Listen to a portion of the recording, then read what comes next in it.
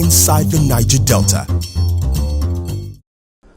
Civil society groups in the country have called on communities to support the hydrocarbon pollution remediation project, HYPREP, in the ongoing environmental cleanup of polluted sites in Ogoni land. The groups made the call recently during an inspection tour of polluted sites. Correspondent Chika Bodozie has more.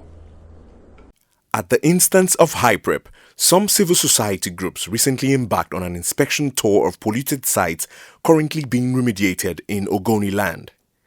The inspection tour took them to several sites where remediation efforts are in progress at different stages. I think I really need to appreciate them for what they've done, for what we saw on ground now. I think they're really trying. What we need to applaud them.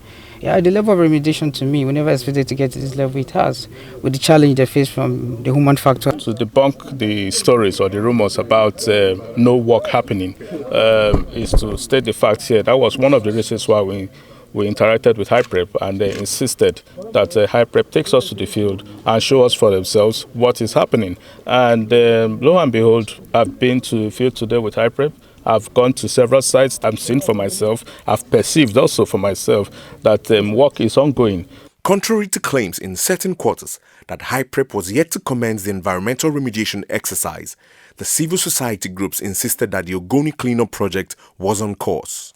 They called for the support of impacted communities in Ogoni land to facilitate the environmental remediation process. Most of the challenge I think we face right now, or the HYPREP has faced, is the issue of community people.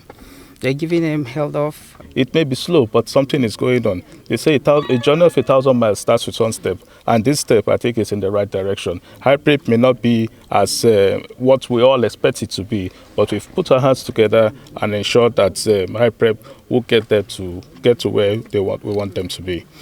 The ongoing environmental remediation exercise undertaken by the government of President Muhammadu Buhari is in compliance with the recommendations of the United Nations Environment Programme, UNEP.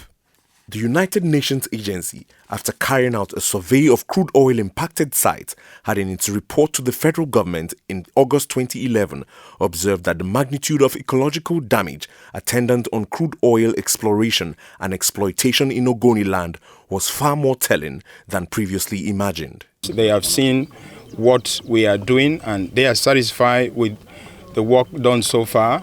We are not relenting on our effort as a project.